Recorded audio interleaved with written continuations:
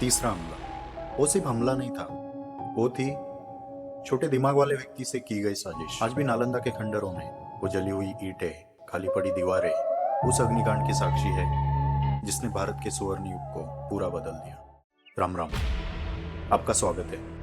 पिछले भाग में हमने देखा था कि नालंदा महाविहार कितना शानदार था, जहाँ हर तरफ सिर्फ ज्ञान ही ज्ञान था।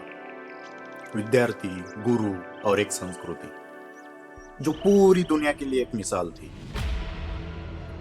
दूर दूर देशों से छात्र यहाँ आ रहे थे और सुकून से पढ़ भी रहे थे। वही 7वीं सदी में एक चीनी यात्री श्वानसंग यहाँ लगभग 2 वर्ष तक रहा। उसने अपने यात्रा वृत्तांत में नालंदा के विशाल परिसर, उसकी समृद्ध लाइब्रेरी और महान विद्वानों का अद्भुतपूर्ण वर्णन किया था। लेकिन कहते हैं ना, हर उजाले को एक दिन किसी न किसी की नजर लग ही जाती है, और वो दिन नालंदा पर भी आया। नालंदा ने कई हमलों की मार झेली। इतिहास गवाह है कि नालंदा पर पहला हमला हुआ था लगभग 5वीं सदी में मिहिर कुला द्वारा।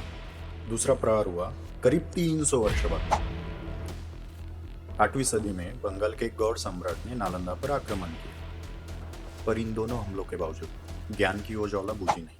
नालंदा फिर उठा और पहले से भी अधिक मजबूत बन गया। तीसरा हमला। वो सिर्फ हमला नहीं था, वो थी छोटे दिमाग वाले व्यक्ति से की गई साजिश। लगभग 12वीं सदी के अंत में तुर्की आक्रमक बख्तियार खिलजी ने नालंदा पर धावा बोला। उसने पूरे महाविहार को आग के हवाले कर दिया।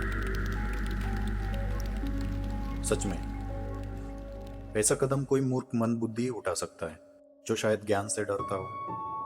वो लाइब्रेरी जिसमें लाखों किताबें थी, कहा जाता है वो 3 महीने तक जलती रही। आज भी नालंदा के खंडरों में वो जली हुई ईंटें, खाली पड़ी दीवारें उस अग्निकांड की साक्षी है जिसने भारत के सुवर्ण युग को पूरा बदल दिया। पर नालंदा की आत्मा अभी भी जीवित है।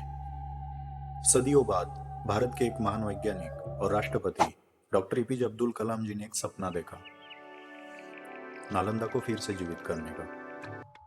साल 2010 में उस सपने ने आकार लिया और आज वही नया नालंदा विश्वविद्यालय फिर से ज्ञान का उजाला फैला रहा है, उसी धरती पर जहाँ कभी सब कुछ राख हुआ था। हमारे साथ जुड़े रहने के लिए धन्यवाद।